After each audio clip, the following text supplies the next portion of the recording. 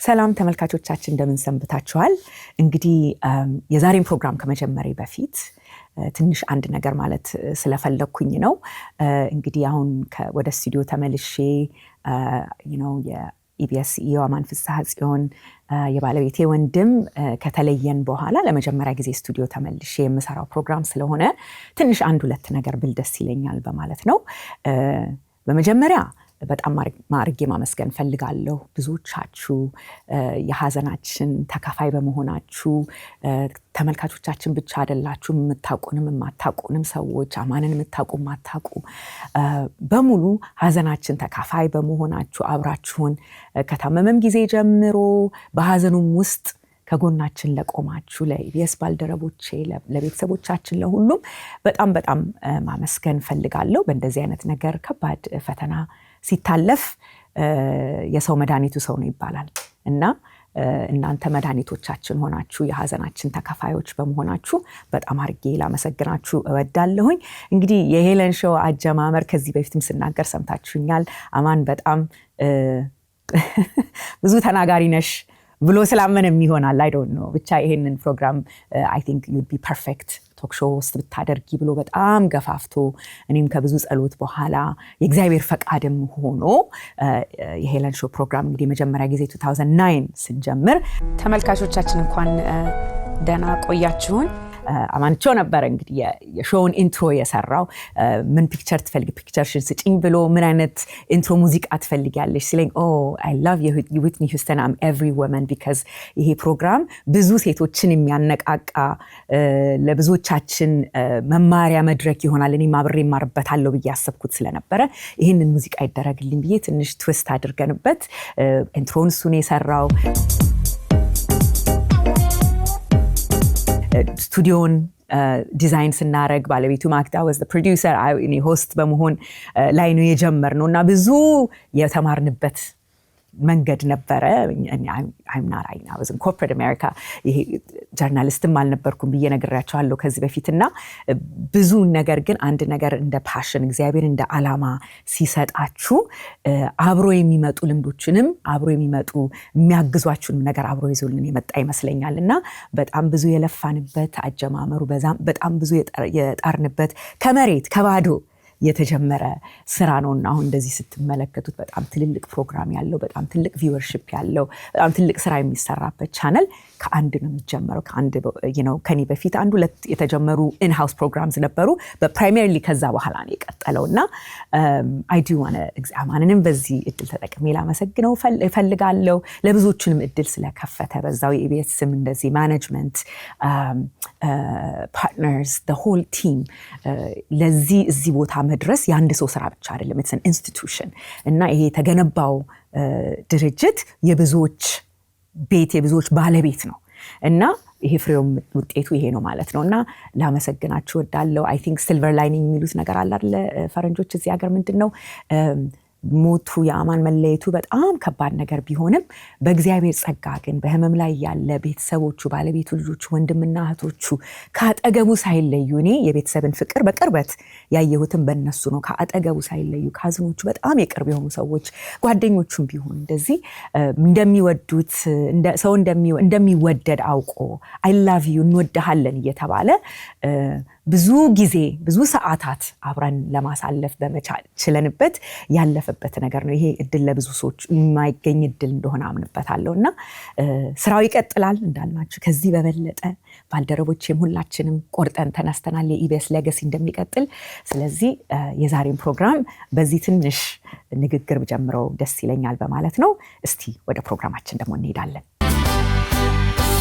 ተመልካቾቻችን እንግዲህ በዛሬ ፕሮግራማችን የምናተኩርበት ሐሳብ ያለፈው ወር ፌብሩዋሪ ማለት ነው እዚህ አሜሪካን ሀገር ውስጥ ብላክ ሂስትሪ ማንት ተብሎ ወሩን በሙሉ የተለያዩ የአፍሪካን አሜሪካን ታሪኮችን እየተነሱ ሴሌብሬት ይደረጋል አመቱን በሙሉ። ይሄ እንግዲህ በአገር ደረጃ በመንግስት ደረጃ የሚከበር በዓል ነው።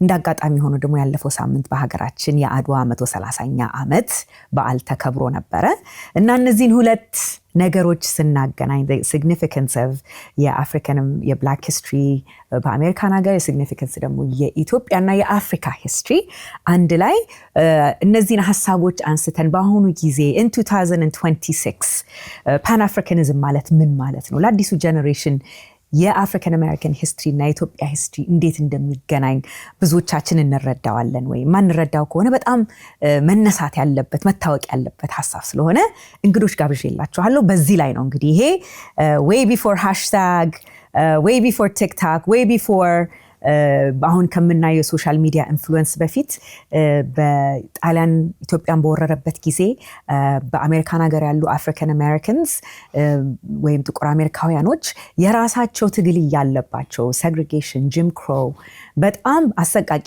ኑሮ ላይ ያሉ ለኢትዮጵያ ግን ለአፍሪካ ግን እንደ አላይ በቃ አብሮ ተጋዳይ እንደመሆን አፍሪካን ኢትዮጵያን የሚያዩት እንደ አፍሪካ ሆፕ እንደ አፍሪካ ተስፋ አድርገው ስለሚመለከቷት ለኢትዮጵያ ያላቸው አመለካከት በጣም ትልቅ ስለነበረ በዛን ጊዜ ራሳቸውን እንቅስቃሴ እያደረጉ ፔቲሽን እየሰሩ በብዙ ነገር ኢትዮጵያን የደገፉ ህዝብ ናቸውና እስቲ ይሄንን ታሪክ ደግሞ ዛሬ እያነሳን ሁለት እንግዶች ጋብዤላችኋለሁ። በመጀመሪያ በስቱዲዮአችን የሃዋርድ ዩኒቨርሲቲ ፕሮፌሰር ከዛ ደግሞ ከኢትዮጵያ የጋበዝኩላችሁ እንግዳ አለ። እስቲ መጀመሪያ የስቱዲዮን እንግዳ አስተዋውቃችሁ ዶክተር አምሳለ አለሙ assistant professor Department of African Studies at Howard University እንግዲህ ዶክተር አምሳለ አማርኛ ብትናገርም ብትሰማም ለሷ ኮምፎርታብል ሆና ሀሳቦቿን በደንብ ለመግለጽ እንዲመቻት ከሷ ጋር የምናደርገውን ቆይታ በእንግሊዝኛ እናደርገዋለን ማለት ነው።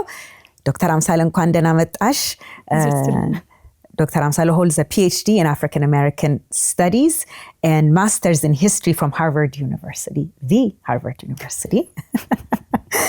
She teaches courses on higher education and social change, African political thought, decolonization, the Cold War, and critical theory. Just so timely. የሆነ ነገር ነው እንግዲህ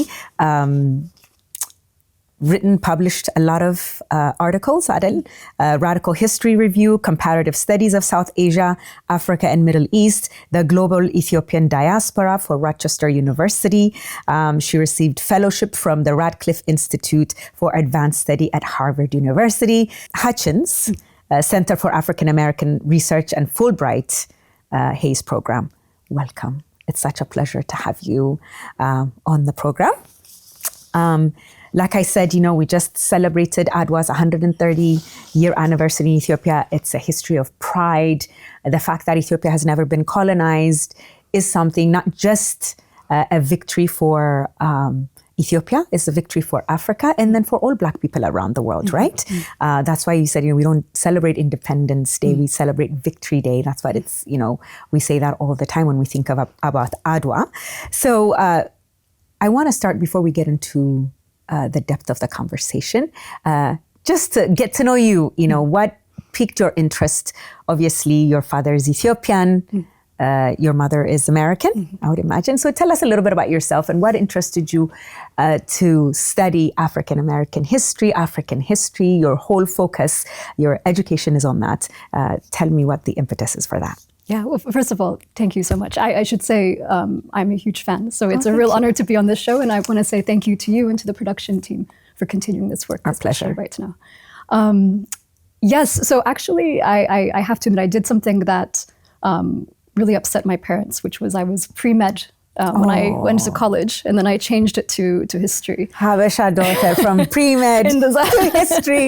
Okay. But now a professor is, I think, still legible to them. But the story, though, for how I think it's something that I hope is much less of a problem for the younger generation. But the fact is that a lot of Black studies and a lot of Black history was gatekept from a lot of people my age when we were coming through up until college, really.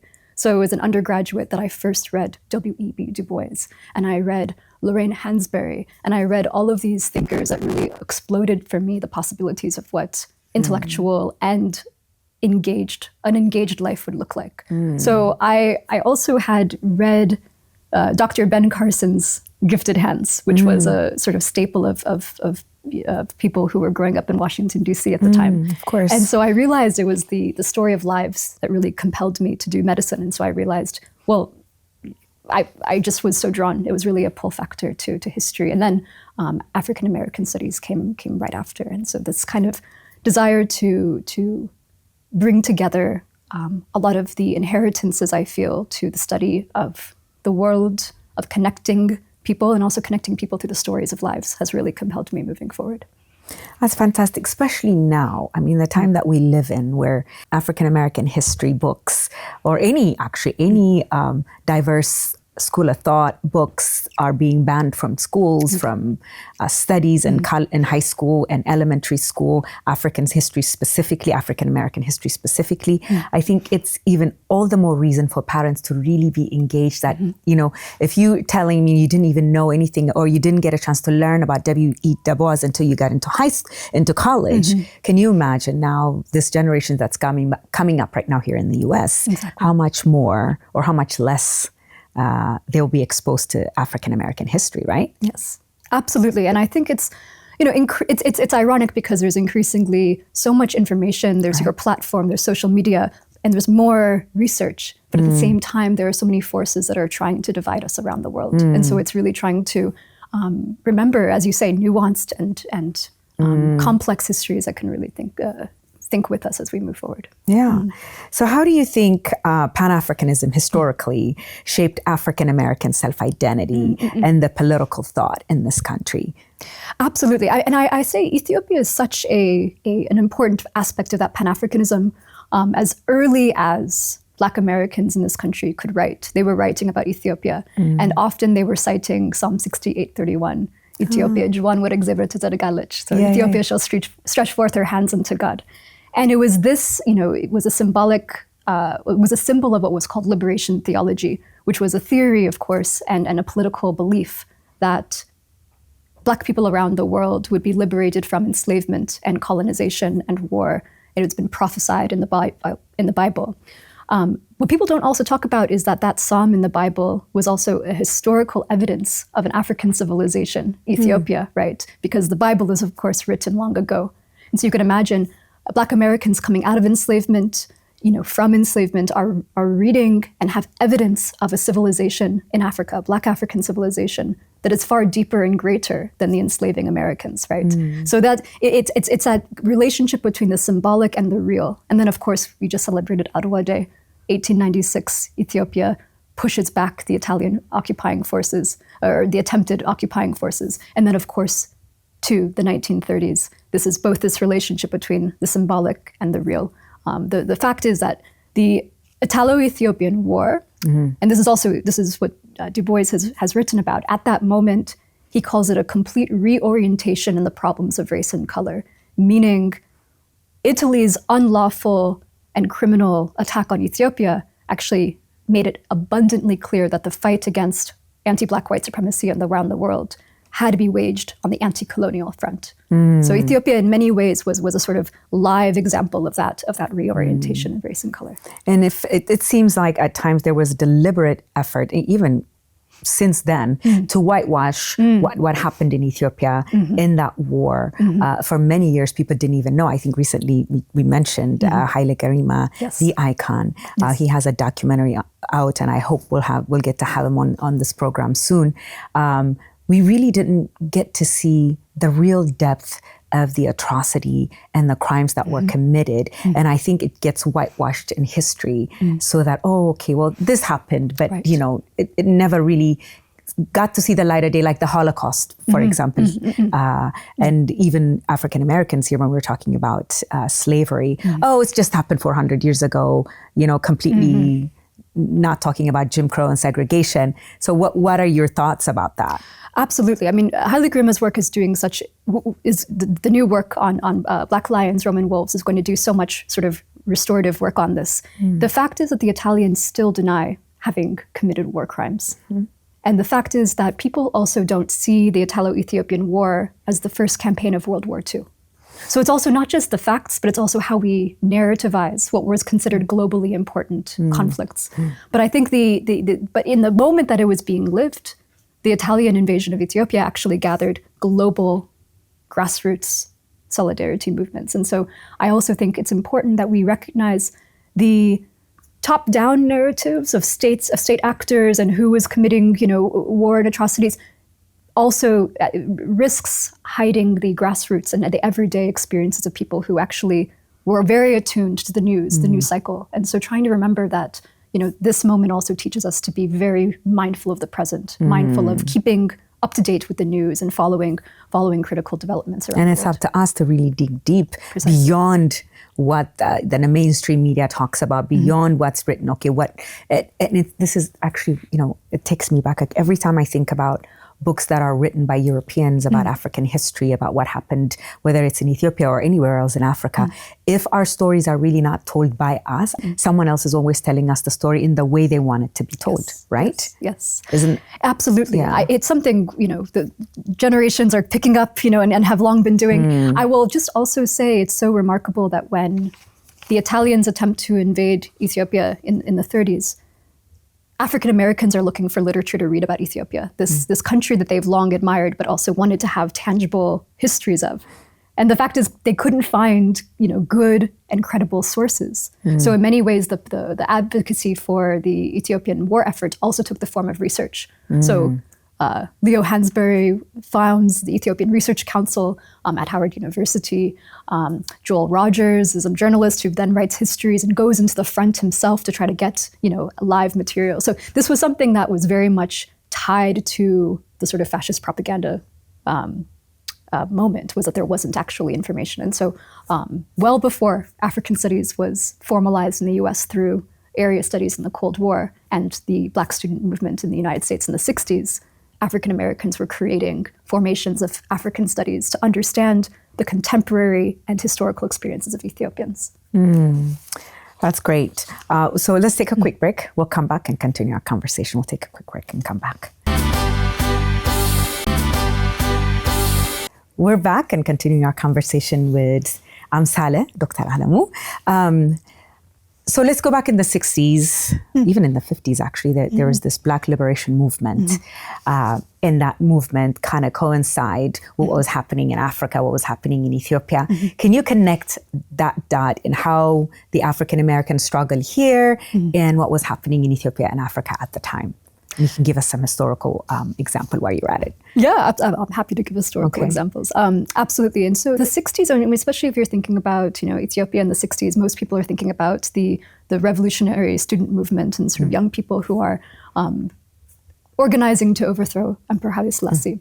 The thing I see in that history, which I find really useful, is that this was a question that brought the students to think about the ways that African decolonization, 1960s really being this decade of the decolonization of Africa, has importance to Ethiopia. And so Ethiopia is this place that is experiencing this moment of the desire for understanding decolonization, which also requires that a lot of these revolutionaries look to the Black Power movement and other decolonizing struggles around the continent. Some examples, Garmamai Noai, actually, who had led the coup attempt against Emperor Haile Selassie in 1960 European calendar, he had actually written a master's thesis at Columbia trying to connect the land tenure system in Ethiopia, very, very sort of veiledly, with veiled language, he makes the connection that the struggle against the feudal system in Kenya through the Land and Freedom Army could be connected to potentially that of Ethiopia. Malcolm X had come to visit then Haile Selassie University in his last Africa tour, and he met a group of nearly 1,000 students, university students in Addis. And and people were very attentive to this question of what is this relationship between the emerging revolution happening among Black Americans in the US to decolonization in Africa, and by extension, the Ethiopian and Eritrean struggle for liberation. I also will say that this kind of connection was something that was very much anticipated by other people, like Malaku Bayen, who was such an important figure in the 1930s advocacy. He was the cousin and doctor to Haile Selassie. And what I think is important to note is that during the Italian-Ethiopian War, and then well into the 50s and 60s, even leading up to his overthrow, Haile Selassie was very overstanding of the complexity of his own positionality, and also the opportunities for solidarity and the real desire to bring African Americans into his political side. So he actually had brought on Malaku Bayen while he was in exile in Bath during the Italian occupation, and said, go forth under official sanction to bring Americans to the Ethiopian cause. Malaku Bayen goes. He had already he was married already to an African American woman called Dorothy Bayen, and he founds the Ethiopian World Federation, which is still existing today and has chapters all over the Caribbean, Latin America, North America, and is also the sort of infrastructural home to Rastafarianism as well. There are a lot of Rastafari chapters who intersect with the Ethiopian World Federation. So that a lot of sort of continuities where we want to create ruptures. But the fact is, the 50s and 60s and into the 70s was marked by a lot of loss, and a lot of obvious loss during the occupation, the lost generation of intellectuals who had been killed by the Italian occupying forces.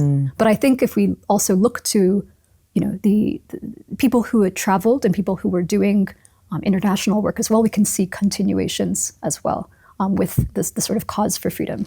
Yeah, and in New York, the Abyssinia Church, you can tell us a little bit about that. That church was actively lobbying, registering actually military folks, hoping to go and fight in Ethiopia. And it was such solidarity at the time of what was happening, right? Absolutely. And in Harlem, which is really where a lot of this was organizing, you have thousands of people, thousands of Americans who are rallying for Ethiopia's cause. And the organizing structures actually were helped through organizations like the YMCA.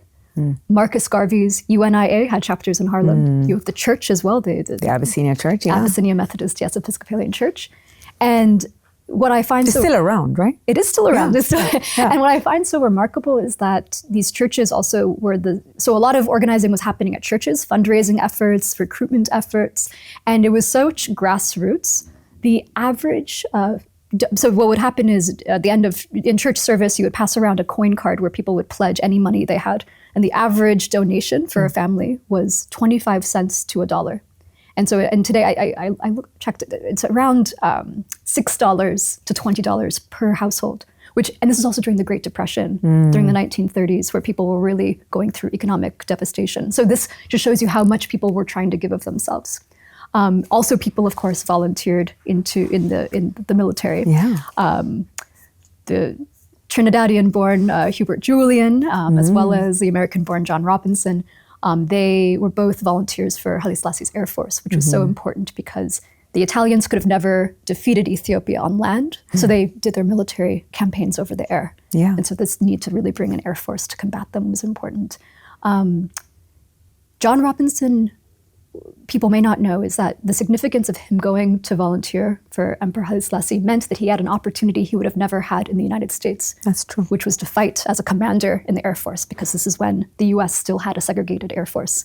He apparently learned to fly by working as a janitor in a flight school in Chicago that would not allow him to be admitted. And so he would overhear the lessons as they were happening, and that's how he learned to fly. Absolutely amazing. And then later on, ended up, Tuskegee Airmen, right? He's one of the Tuskegee Airmen, or they started the Tuskegee Airmen after that? Exactly. He comes back. He comes back and he founds a flight school that becomes then the flight academy for the Tuskegee Airmen. Also trained Janet Bragg, who was the first Black woman to receive a commercial pilot's license in the United States. And so and she actually, to create connections to the 60s, she ends up actually hosting a lot of Ethiopian students when they come for foreign study, for study abroad in the 1960s as well. So there's a really, if you follow people's lives, they transcend maybe some of these, ruptures or these periodizations that we try to insist on. And I wonder, there's got to be so many personal stories, and this is why I hope people write their experiences. Yes. My father was in the U.S. when he was 16 years old, and I remember him telling me this story that he understood that he was Black for the first time when he was here, because, he was here for 3 months, he needed a haircut, and no one would give him a haircut. None of the traditional white establishments would allow a Black boy to come and get a haircut. Yeah. So he tells me the host family had to convince this Italian barber in New York City that, he could bring him in at night. They would close the curtains, and my dad got in to get his haircut at 16. And so people say, when he got back, he was never the same person. And it kind of shows you, a country that's never been colonized, sending their children for higher education here in the US, and the experience is for the first time, most of them finding out what it means to be a Black man. Right? I'm sure there's a ton of stories like that, I would imagine. Very much so. That's such a profound story from your family. What I find, my father talks about growing up with, USIA films and, a lot of Hollywood, a lot of Clint Eastwood, a lot of cowboy westerns. And so it's interesting the image of America that was given, and then the image of America and the opening up of Black power, of the opening up of Black culture, right, that comes when you actually come here. And it's so many examples, actually, in Haile Gerima's story being one of them as well, coming to LA and then being part of the LA film revolt and really trying to insist on a Black diasporic film idiom. It's really remarkable. And it's important that being attentive to life experience also then can be its own sort of counter propaganda against state narratives. Like Hollywood. Of course. Yeah. I think that's probably why, part of me, the reason why I want to do this program, and I know we're going to expand a little bit more in the future and do more of it, is I feel like sometimes the narrative, us, especially maybe Ethiopians in Ethiopia or even in the diaspora, I know this is just from many conversations that I've had, I think sometimes we look at the African Americans only through the lens of the racial narrative and not really understand what was behind it all those years, the oneness in the struggle with us. And I don't know, what are your thoughts about that? Yeah, it's so important. I think it's also, as somebody who hopes to be young for a long time, I think it's also really honoring the inheritance of questions that our elders have brought to this question. This has long been a question of what is this divine inheritance, on both sides, of this imagination of the particular, adversities and struggles that African Americans in this country, having experienced enslavement, have to deal with, as well as the extraordinary inheritances of Ethiopians and Eritreans operating in a world that has cast them in narratives that need to be grounded as well, to be de-exceptionalized. And it would be both ways. Exactly. I think, how African Americans view Ethiopia right now, or even Africa in general right now, I think it was all whatever Western media kind of painted this picture of what Africa is, and you see, I'm just, recently iSpeed was in Ethiopia, and I think his generation probably, which should be my son and my daughter's generation, probably would have never thought of Africa in the way that he was experiencing it. So it's, I think that's a modern way for me. I feel like it's a modern way of, sharing African history through, TikTok and on all these streaming platforms. And that's probably, hopefully, how we would be able to see Pan-Africanism, what it means in 2026, would you say? That's, such an incisive comment, because I haven't told you this, but I teach a course on Pan-Africanism. In our first class, I actually asked, is iShowSpeed's Pan-African Tour an example of Pan-Africanism? And I think, it's certainly a phenomenon. And I think it's important that we also learn from the past. And I think there are two important lessons from the past movements of Pan-Africanism that we need to really bring to the present. The first is something Kwame Nkrumah actually says, the father of Pan-Africanism, which is that Pan-Africanism cannot be brought in from above. It cannot be a state ideology. It has to come from the people. It has to come from all of us. The second one, which I think has some bearing on the question of social media as well, is that Pan-Africanism is not simply an identity or a checkbox, but it is something that we do. It is an action. It is like, how can I commit myself to common struggle? How can I research? How can I stay engaged, stay informed? And I think, with a lot of social media, I think people can sit back on the idea of culture and identity as fixed, right? As opposed to it has to be constantly practiced. We have to constantly talk to our elders. We have to be constantly following the news, because what do you do is as much a component of your Pan-Africanness, I would allege, as it is, who you are and what you follow. And you can't, all these historical documents that we've had, and unfortunately you can't really get them in a 30-second bite, social media post here and there. You really have to be curious and, okay, so what can I dig in? How could I go back? How could I research? What can I learn? So yes, it opens up their eyes to be curious.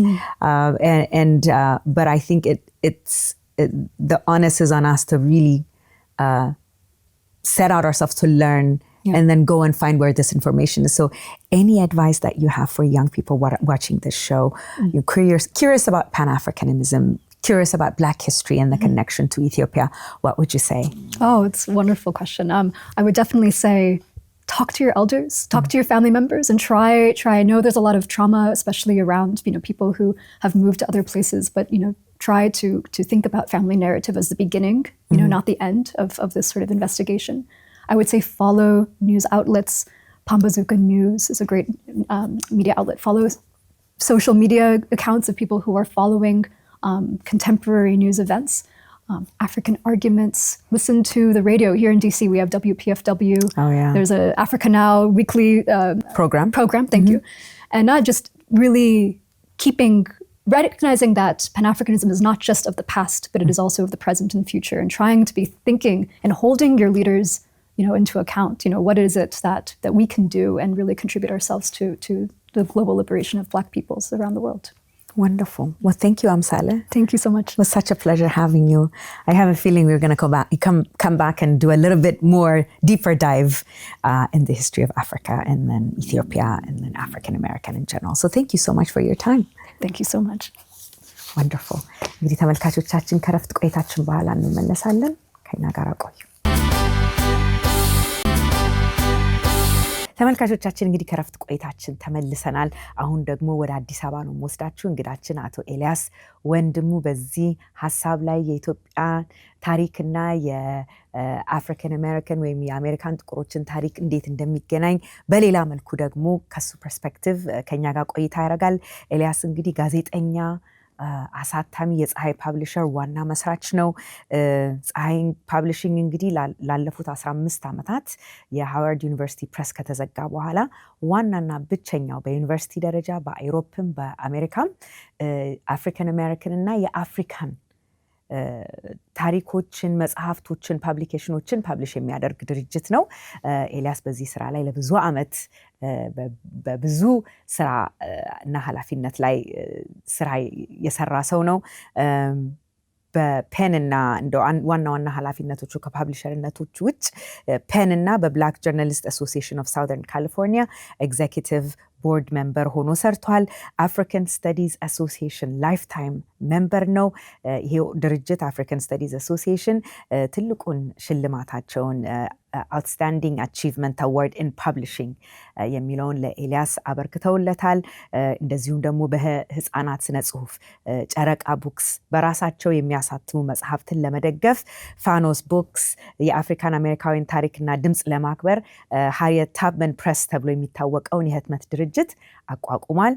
ይህም በአካዳሚክና በስነ ጽሁፍ ዓለም ውስጥ የአፍሪካን አሜሪካውያኖችን ተሞክሮ ጽናትና ጥንካሬ በማሳየት ለብዙ ለሚቀጥለው ትውልድ የሚስተላለፍ ትልቅ ስራ የሰራ ድርጅት ነው። ኤልያስ እንኳን ወደ ፕሮግራማችን እንደገና ወደ ሄለን ሾው መጣ። በጣም አመሰግናለሁ ሄለን ከእንደገና በፕሮግራምሽ ላይ ስለጋበዝሽኝ።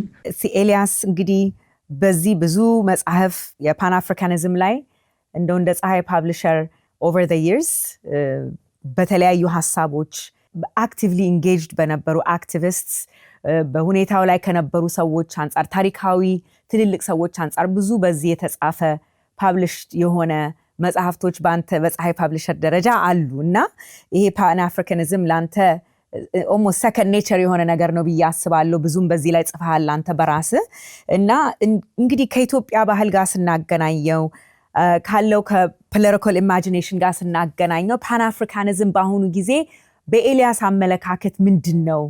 ትላለ? እንዴት አድርገን ከካልቸራችንም ጋር ስናገናኘው ከኢትዮጵያም ጋር ስናገናኘው አድዋንም እንደ ባክግራውንድ አድርገን እንዴት አድርገህ ትመለከተዋለህ ባንተ አይን ማለት?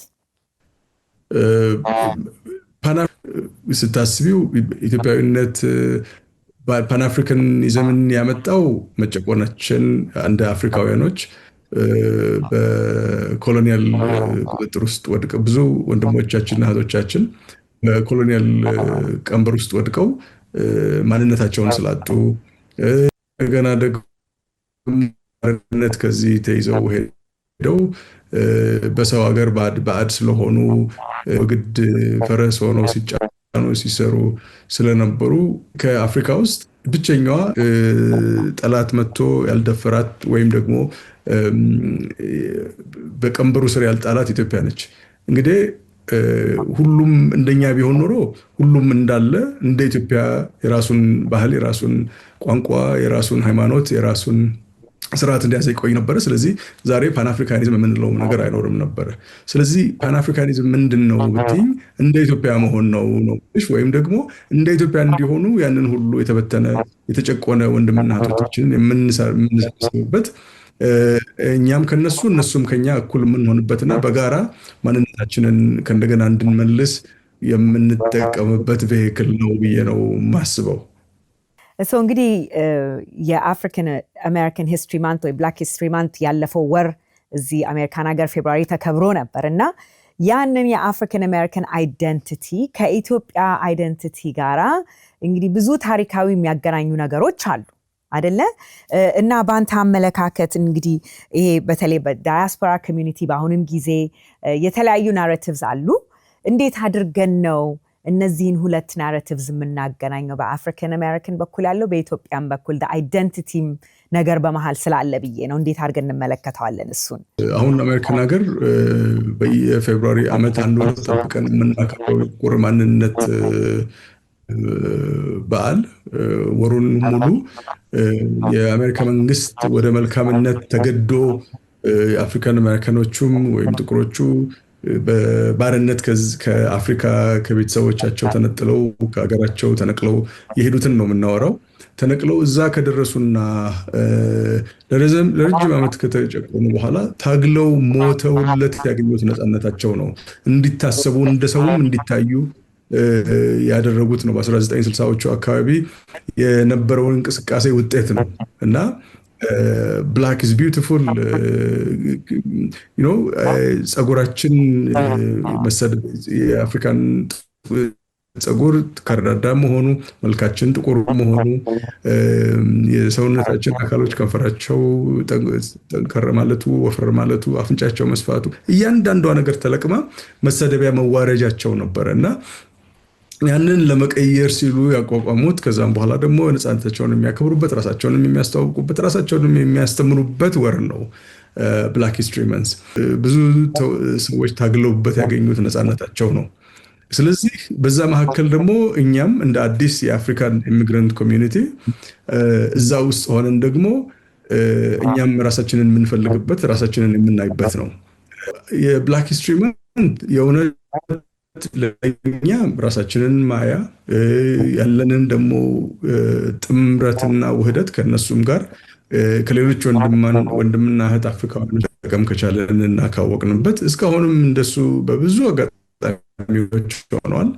በየቦታው ኢትዮጵያውያኖች ያላቸው ግንኙነት ያንን ያሳያል እና ስለዚህ ብላክ ሂስትሪ መንት አድቫንቴጁ እሱ ነው። አንዳንዴ ምን ይሰማኛል ትንሽ ወይ ሚስኮንሰፕሽን ወይ ሚስአንደርስታንዲንግ ይኖራል በአይደንቲቲ በተነሳ አንዳንድ ጊዜ በተለይ ሜቢ ዘ ኒውስት ዳያስፖራ አይ ቲንክ በአባቶቻችን ጊዜ የነበሩት ብዙ ከታሪካዊም ፓርቲሲፔሽን የተነሳ በጂም ክሮ ሴግሪጌሽን ጊዜ የጥቁሮች ትግል የጥቁሮች ማንነት በፊት ለፊታቸው የኖሩበት ያዩት ታሪክ ስለሆነ ማንነታቸውን ከማን ጋር አይደንቲፋይ ማድረግ እንደሚችሉ ብዙ የሚያስቸግር አይመስለኝም። አሁን ግን ጊዜያቶች ካለፉ በኋላ አንዳንዴ ታሪክ የሚረሳበት ጊዜ ይመጣልና is there some misconception ወይ identity issue ሊኖር ይችላል ወይ ራሳችንን እንደ አፍሪካውያን I guess ይሄም could be a wedge issue ይመስለኛል ሌሎች outsiders የሚያስገቡት ሊሆን ይችላል እና አንዳንድ ኢትዮጵያኖችም ወደ አሜሪካን ሀገር ሲመጡ እንዴት ነው አይደንቲፋይ የምናደርገው I'm an African or an African American እሱ ሁሉ it's a mixed bag የሆነ ነገር ነው በምን በኩል ታየዋለህ አንተ ቀላል ጥያቄ ነው ለምን መሰለሽ ቀላል ነው ምለው ለዘመናት ተሰርቶበታል ይሄንን ጉዳይ አንደኛ አፍሪካን አሜሪካኖቹ አገራቸውን ፈልገው ይሄ ነው አገሬ እንዳይሉ እና perpetually እድሜ ልካቸውን የነጮቹ ባሪያ ተቀጣሪ ወይም ደግሞ አገልጋይ ሆነው እንዲኖሩ ስለሚፈልግ አንዴ ከነቅለው ካወጧቸው በኋላ ተመልሰው ሩታቸውን እንዳያገኙ በተቻላቸው አቅም ቆርጠውታል ከዛም በኋላ ደግሞ ተመልሰው ወደዛ እንኳን እንዳይመለከቱ እንዴት እነሱ በባርነት ያሉ ከዚህኛው ለቅጥለውት ከሄዱት ሀገር ወይም ደግሞ ኮንቲኔንት እንደሚሻሉ በጣም በተደጋጋሚ ያስተምሯቸዋል በአባቶቻችን ጊዜ ያው አያቶቻችንም ጊዜ እድሉ ኖሮ ከሊበሬሽን ስትራግል ከአፍሪካን ሙቭመንት እዚህ ሀገር ከሚነሱ ከነበሩት የተለያዩ በሴግሪጌሽን በጂም ክሮ የተረዷቸው ጥቁርነትና ማንነታቸውን የሚያሳውቁ ሶሊዳሪቲውን የሚፈጥሩ ኮኔክት የሚያደርጉ በሙቭመንትም ከአፍሪካን አሜሪካኖች ጋር የሚሰሩ ነገሮች ነበሩ ግን አሁን አዲስ ጀነሬሽን እየመጣ ባለበት ጊዜ ትንሽ የአይደንቲቲ ኮንፍሊክት ሊመጣ ይችላል ወይ ሚስኮንሰፕሽን ሂስትሪንም ካለመረዳት የተነሳ ወደዚህ ሀገር ስንመጣ ራሳችን እንዴት እንደምንመለከት የአፍሪካን አሜሪካን ኮሚኒቲን ደግሞ እንዴት እንደምንመለከት አንዳንዴ ትንሽ ዲስራፕሽን ሊመጣ ይችላልና እሱን እንዴት ትመለከተዋለህ ማለት ነው አንድ ጥቂት ታሪክ ልንገርሽ ጥሩ ጥያቄ ነው ብዙዎቻችን አሜሪካን ሀገር ስንመጣ መጀመሪያ አሜሪካንን የምናስበው አስተሳሰብ በጣም ዲቨሎፕ ያደረገ ሁሉም ህዝቡ ዲሞክራቲክ በሆነ ደግሞ ያገሩ መንግስት ለህዝቡ በጣም የሚቆረቆርና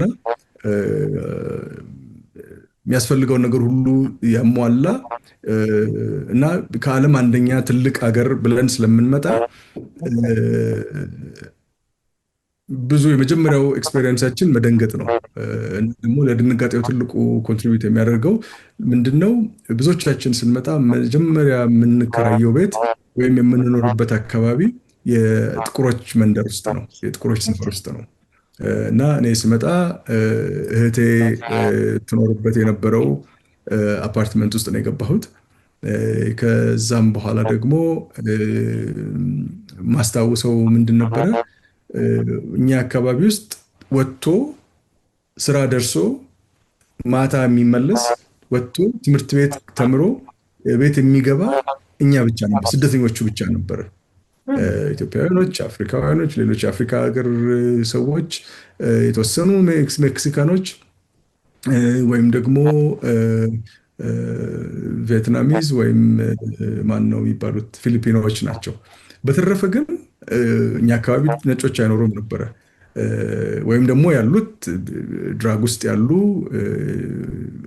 ሰዎች ናቸው እና እዛ አካባቢ የሚያጋጥሙን ምናያቸው ጥቁሮች ለኛ በጣም ለኛ ጥሩ አመለካከት የለንም ስለነሱ ምናያቸው ጥሩ ነገር ስላልሆኑ ይሄን የመሰለ ሀገር ውስጥ እየኖሩ እንደኛ አይሰሩም እንደኛ አይማሩም እንደኛ ራሳቸውን አያሻሽሉም እንላለን የኛ ሰው ደግሞ አንዲት ቦታ እዛች ቦታ ላይ ለ6 ወር ወይም ለ1 ዓመት ለ2 ዓመት ይኖርና ቤት ተከራይቶ ሻለ ወዳለ ቦታ እየወጣ ያንን አካባቢ እየተወ አዲስ ሰው ሲመጣ ደግሞ እዛ ቤት እየገባ እንደዛ ነው የምንቀባበለው ስለዚህ ያንን አይቻለሁኝ ስለዚህ ስለነሱ አናውቅም አንደኛው እሱ ነው ሁለተኛው በራሴ ቤት የደረሰ ሌላ አጋጣሚ አለ ገባሁኝ በሁለተኛው ሳምንት በአንደኛው ሳምንት ይመስለኛል ብዙ የእህቶቼ ጓደኞች ወይም ደግሞ የኔን አዲስ አበባ የሚያውቁ ሰዎች እየመጡ አውጥተው ከተማ ሳይተው ጋብዘው ይመልሱኝ ነበረ አንድ ዘመድ የሆነ ሰው ይደውልልኝና መምጣቴን ሰምቶ ስልክ ተቀብሎ ደወለልኝ ከዛም በኋላ መጥቼ ፒክ ላድርግህ አለኝ እሺ የለስ ስለለመድኩት ሰሞኑን ሽርጉዱን በዛ መካከል ስለሆነ ደወልና መጥቼ ራት ወስዳለሁ አለኝ። ከስራ ስመለስ እሺ ያልኩ። ደወለልኝ፣ እንደ ቃል እንደገባው ደወለልኝ። አድራሻህን ንገረኝ አለኝ። አድራሻዬን ነገርኩት። ከዛም በኋላ እዛ ሰፈርማ አልመጣም አለኝ። ምን ነው ስለው አዲስ መኪና ነው ያለኝ እና በአዲስ መኪና እዛ ሰፈር ብመጣ ቫንዳላይዝ ያደርጉብኛል። ስለዚህ እዛ ሰፈር አልመጣም፣ በቃ ሌላ ጊዜ እንገናኛለን ብሎ ስልኩን ዘጋው። አልገባኝም ምን ማለት እንደሆነ። በስንተኛው ቀን አልጣሽ ከበደ በዛ ሰዓት ላይ ሎስ አንጀለስ ውስጥ ብቸኛዋ የጥቁር አርት ጋለሪ ነበራት። በጣም የታወቁ የአፍሪካን አሜሪካን ሰዓሊዎችን የምትሸጥ በጣም የታወቀች አርት ዲለር ነበረች። ሱቅ እንትን ነበራት፣ ጋለሪ ነበራት፣ አልጣሽ ከበደ ጋለሪ የሚባል። ሪቻርድ ፓንክረስ ናቸው ሚሽገን ያስተዋወቁን እና ደወለችልኝ። በቃ ከመሄድ በፊት እራት ሰሞኑን ብንበላ ደስ ይለኛል፣ ነገ ትችላለሁ አለችኝ። እችላለሁ አልኳት እና ከዛም በኋላ አድራሻህን ስትለኝ በጣም ደነገጥኩኝ። ምክንያቱም ዘመድ የሆነ ሰው ፈርቶ ካንስል አድርጎብኛል። ስለዚህ አሁንም እች ሴትዮ ምንትለው አይ ግድ የለም ይቅር ሌላ ጊዜ እናድርገው ስላት አይ ግድ የለም እኔ እመጣለሁ አለችን። አድራሻ ነገርኳት። አድራሻውን ስነግራት መጣችና በጣም ትዝ ይለኛል እና አዲስ ቮልቮ መኪና ነበራት። መጣ አዲስነት ሁሉ ቢታየኝ ያኛው ዘመድ የሆነ ሰውዬ አዲስ መኪና አለኝ አልመጣም ስላለኝ ነው። መታ ወስዳ እራት አብልታኝ አምሽታ አድርሳኝ ተመልሳ ሄደች። እስከ ዛሬ ድረስ በህይወቴ ትልቅ ውለታ ያዋለችልኝ እሷ ነች። ምክንያቱም እንግዲህ የሁለቱን ሰዎች የሚያቀኝንና የማያቀኝን ሰው አመለካከት እዩ። ስለዚህ የምንኖርባቸው አካባቢዎች እንኳን ለራሳችን ቀርቶ ትላንትና እዛ ቤት እዛ ሰፈር አድርጎ ወጥቶ ትልቅ ሲሆን የሚፈራው አካባቢ ነው እና እንደዛ ነው። እና ምን ለማለት ነው ሁሉ ነገር ማንሳት የምሞክረው ራሳችን ለምን ሆነ ብለን ለመጠየቅ ጊዜው የለም። ከዛም በኋላ ደግሞ ካደግን በኋላ ተመልሰን ሌሎች ሰዎች በዛው ውስጥ እንደሚሄዱ እያወቅን ለአፍሪካን አሜሪካኖች እንደዚህ ሆኑት ለዚህ ነው ብለን ጊዜ ወስደን አናስተምርም። ስለማናስተምር የዛሬ በ1950ዎቹ 60ዎቹ ሲመጡ የነበራቸው ችግር ፊል ያደርጉት የነበረው ዛሬም እንዳለ ነው። ግን አንዱ ለአንዱ እያስተማረ ህዝቡን የተሻለ ቦታ አላደረሰው። ወይም ከነጭራሹ አዲስ የመጣችሁ እዛ ሰፈር እንዳትሄዱ እዚህ ጋር ቤት ገዝተንላችኋል፣ ስለዚህ ትንሽ ያለ ያለ ነው እንደዚህ አይነት ነገር ስለሆነ ወደዛኛው መንገድ እንዳትሄዱ አላሉንም። ትላንትና ትምህርት ቤት ለመማር ከአብዮቱ ለውጥ በፊት መጥተው ትምህርት ለመማር ያጋጠማቸው ችግር ዛሬም አዲስ ትላንትና ከኢትዮጵያ የሚሄደው ሰውዬ አዲስ አንድ አይነት ችግር ያጋጥመዋል። አሁንም እኔ የተሻልኩ ነኝ ብሎ ያስባል። ዛሬም ለምን እንደተፈጠረ የምናይበት መንገድ አልተፈጠረም እና እኔ በህይወቴ የደረሰውን አንድ ሌላ አጋጣሚ ልንገላጫውትሽ እና አባቴ ውጭ ሀገር ተምሯል። በጣም ሊበራል ነው፣ ከሚፈልገው በላይ ፓን አፍሪካን ነው። እንግዲህ እሱ ያሳድጎኛል። ለዚህ ነው እንደዚህ መሆነው የምናገረውም እንደዚህ ማስበውም በዛ ምክንያት ነው። ግን ሎስ አንጀለስ መጀመሪያ የመጣ ጊዜ ከወንድምና እህቶች ጋር ነው በስደት የመጡት። ስለዚህ ከኛ ጋር በሚቀላቀልበት ጊዜ እንግዲህ እኛ ስራ ነው ያለ ነው፣ ትምህርት ቤት ነው ያለ ነው። እሱ ሰፈር ውስጥ ወክ ያደርጋል፣ አንዳንድ ነገሮችን ያያል። በሚያየው ነገር ደስተኛ አልነበረም። ማታ ማታ ተገናኝተን እራት ስንበላ የሚናገራቸው የሚያነሳቸው ነገሮች እነዚህ ሰነፎች ናቸው፣ እነዚህ እናንተ ትላንትና መታችሁ ይህን አድርጋችሁ እነሱ እንዴት ይህን ማድረግ ያቅታችኋል አሜሪካዊኖች ሆነው ይል ነበር መጀመሪያ ላይ። እና እንግዲህ በጣም የተማረ የምለው ትልቅ ሰው እንደዚህ ካሰበ ትናንሾቹ ምን ሊሉ ነው? እና ረበት ደነገጥኩኝ ለመጀመሪያ ጊዜ። እና እኔ አሜሪካ ነገር እንደሄድኩ የተሰማኝ ስሜትን እንደተሰማው ስለገባኝ ሁሉንም ወንድምና እህቶችንም አባቴንም ይዤ እዛው እኛ አካባቢ ያለ ዩኤስሲ አጠገብ አንድ ላይብረሪ አለ፣ እዛ ይዣቸው ሄድኩኝ። ለሁሉም ካርድ አወጣሁኝ። ለምን እንደወሰድኳቸውም ታሪኩን አያውቁም። ላይብረሪ ካርድ ብቻ በሚል ነው የወሰድኳቸው። ላይብረሪ ካርዱን እንትን ካደረግን በኋላ ቀጥታ የሄድነው የቪዲዮ ሴክሽን ነው። አንደኛው የሩት የሚባለውን ሲሪስ ሙሉን ከዛ በኋላ ደግሞ የሲቪል ራይት ሙቭመንት ላይ በጣም ብዙ የተሰሩ ዶክመንታሪ ፊልሞች አሉ። የብላክ ሂስትሪ እንትን ላይ ሲሪየሶች አሉ። እነሱን ምንድነው ስሙ አሁን ኔትፍሊክስ ላይ ቢንጅ እንደምናደርገው ቁጭ ብለን 8 ኤፒሶድ እንደምናየው ልክ እንደሱ ነው። 30 ደቂቃ ይመስለኛል፣ አላስታውስም። ብቻ እነሱን እንዳሉ አሁን ብዙ ሆነናል ካርድ ያለን እንዳሉ ሲሪየሱን ወስደን ዊኬንዱን ሙሉ ቁጭ ብለን ነው የጨረስነው እያየን እና አንዳንድ ቦታ ስናዝን፣ አንዳንድ ቦታ ሲቆጨን፣ አንዳንድ ቦታ ኢትዮጵያዊነታችንን ስናመሰግን፣ ነፃነታችንን፣ ኩራታችንን፣ ቋንቋችንን በነጮቹ ስናደድ ወይም ደግሞ በነበረው ስርዓት ስናዝን እናንተ ስንል ከዛ በኋላ አባቴ ስለ ጥቁሮቹ የሚናገረው ነገር ያለው ፐርስፔክቲቭ ተቀየረ እና እንደውም ብዙ ሰው ከውጭ ሀገር ሲመጣ ይሄንን ኤክስፔሪየንስ አድርጌያለሁ እና እባካችሁ የመጡትን ዘመዶቻችሁን ወይም በተለይ ትናንሽ ወጣት ሲሆኑ ኮሌጅ ትምህርት ቤት ሲመጡ ብዙ ጊዜ ሙሉን የሩትስን ሲሪየስ አሌክስ ሄሊ የጻፈውን መጽሐፍ ወይም አንብቡ ወይም ፊልሙን እዩ። ደግሞ ሲቪል ራይት ሙቭመንት ላይ የነበሩ ብዙ ስራዎች አሉ። ከዛ በኋላ ደግሞ ብዙ ፊልሞች ተሰርተዋል በሆሊውድ እና እነሱ ሲወጡ ሁልጊዜ እንሄዳለን ተሰብስበን እንደ ቤተሰብ። የመጀመሪያው አፍሪካን አሜሪካን ቲያትር እኛ እንኖርበት የነበረው አካባቢ ነበረ። ማጂክ ጆንሰን ቲያትር ይባል ነበረ፣ ሌመር ፓርክ። እዛ ነበር መወስዳቸው so that we can experience the whole thing. ባህላቸው ነው፣ የነሱ ባህል ነው፣ የኛ አይደለም።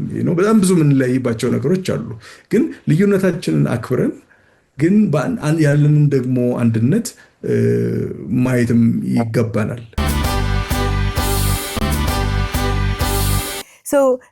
እንግዲህ የፀሐይ ፐብሊሸር እንግዲህ ለብዙ ዓመት ይሄ ሰርተህበታል ኤልያስ አንተ። እነዚህን ድምጾች እንዴት ነው የምንቀይራቸው? እነዚህን በራሳችን የራሳችንን ታሪክ በራሳችን የሚናገሩ ሰዎች፣ ፒውር በሆነ መልኩ የሚጽፉ ሰዎች፣ ታሪካዊ ምስክር የሆኑ ሰዎችን ለማቅረብ ነው አይደለ? ታዲያ ይሄ እንዴት አድርገን ነው ይሄንን ለአሁኑ ጀነሬሽን connected for us እንዴት አድርገን ነው? ምክንያቱም አሁን የምንኖርበት ወደንም ጠላንም የሶሻል ሚዲያ ዘመን ነው። ኢንፎርሜሽን የምንፈልገው በ30 ሴከንድ በ1 ደቂቃ እንትን ነው። ታሪክ ደግሞ በዛ ሊዘገብ አይችልም። ደብት ያለው ነገር በዛ ልታገኘው አትችልም። እስቲ what's the opportunity ሜሴጁ ለወጣቱ ምንድን ነው? ለኔክስት ጀነሬሽኑ ምንድን ነው? እንዴት አድርገን ነው ታሪካችንን የምናስተላልፈው? እንዴት አድርገን ነው እነዚህን ናሬቲቭስ እንግዲህ ያው connect the dot እያለን ነው between the African American and the Ethiopian እንዴት አድርገን ነው ለሚቀጥለው ጀነሬሽን ታዲያ የምናስተላልፈው? I think እድለኞች ነን ብዬ አስባለሁ። የኔ አባት ጀነሬሽን እድለኞች አልነበሩም። በዛን ዘመን እንደዚህ አይነት ነገሮችን ሊያስረዳቸው የሚችሉ እነ ኃይሌ ገሪማ አልነበሩም። ወይም ደግሞ በዚህ ዘመን እንደ ፀሐይ ፐብሊሸርስ ያሉ ኢንስቲትዩሽኖች አልነበሩም። ስለዚህ የውጭውን ሁሉ ተምረው በአንድ ወቅት ፈቃድ አዘዘ ይመስለኛል ፀሐይ ኮንፈረንስ ላይ ንግግር ሲያደርግ ፕሮፌሰር ፈቃድ አዘዘ ምን አለ? ኢትዮጵያ ውስጥ እንግዲህ ትልቅ የታወቀ የዩኒቨርሲቲ አዲስ አበባ ዩኒቨርሲቲ የፎክሎር ፕሮፌሰር ነው። ሚሲሲፒን በጣም ዲፊክልት ስፔሊንግ ወርልድ ሚሲሲፒ ነው በጣም ረዥም።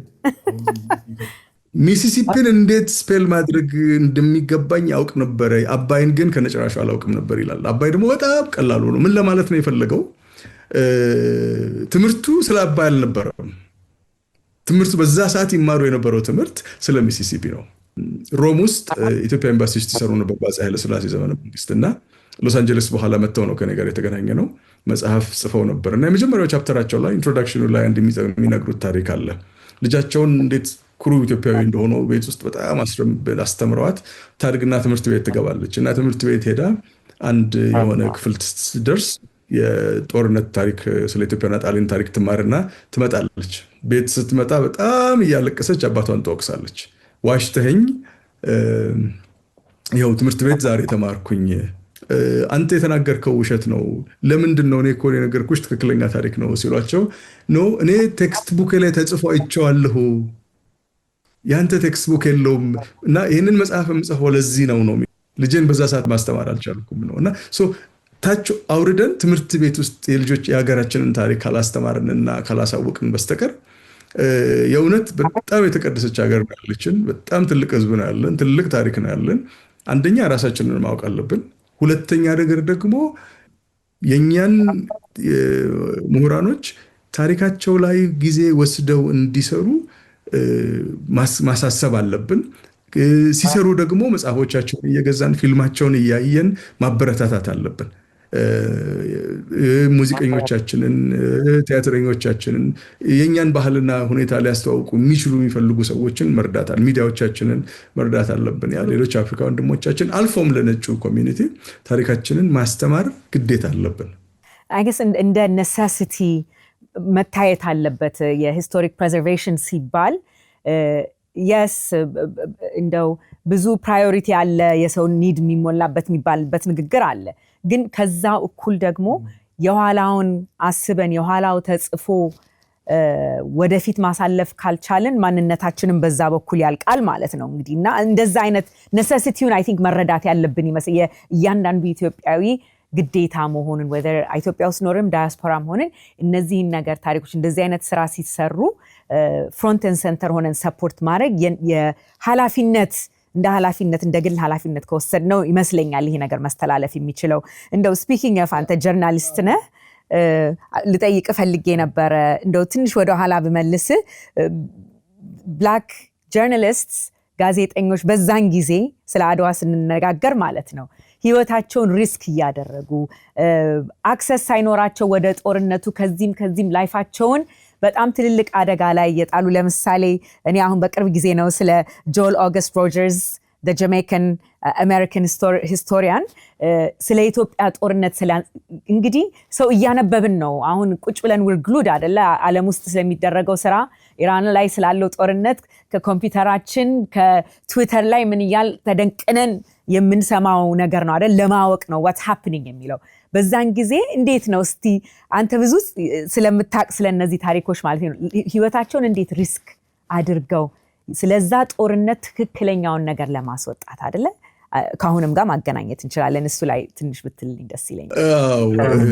ብዙ ነበሩ በዛን ወቅት ሮጀር አንዱ ነው ከእንደገና ደግሞ የፒትስበርግ ካሪየር ጋዜጠኛ ነበረ እንደዚሁ ኢትዮጵያ ውስጥ መጥቶ ሪፖርት ያደርግ የነበረ ግን የሚገርምሽ ነገር መሰለሽ አሁን ይሄ ሁሉ በዛን ወቅት ላይ መልካሙን ስለ ኢትዮጵያ መልካም የሚጽፉ ስለ ኢትዮጵያ ታሪክ የሚናገሩ እየቆፈሩ ታሪኳን የሚጽፉ አፍሪካን አሜሪካኖች እንደነበሩ ሁሉ ኢትዮጵያን ደግሞ ይሄ በዛ ሰዓት ላይ ነጩ እየከፈላቸው የኢትዮጵያን የሚያቋሽሹ ኢትዮጵያን እነሱ ፈረንጆች ኮኬዥን ናቸው የሚሉ ነበሩ አሁንም አሉ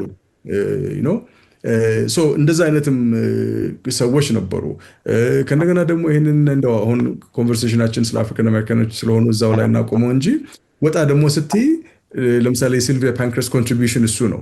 ሲልቪያ ፓንክረስት የነበራትን መሬት ሽጣ ከዛም በኋላ ሽጠው ከዛ በኋላ ደግሞ የኢትዮጵያን ካልቸራል ሂስትሪ መጽሐፍ አሳትመው በፓርላማ እየሄዱ ለዚያው ሁሉ ይሰጡ ነበረ እና አንዳንድ ጊዜ ኢትዮጵያ በጣም እድለኛ ነች ከሚፈልገው በላይ። እኔ ኢትዮጵያን ሊያጠፉ የሚፈልጉ በጣም ብዙ ፈረንጆች አሉ፣ አሁንም አሉ፣ ትላንትናም ነበሩ።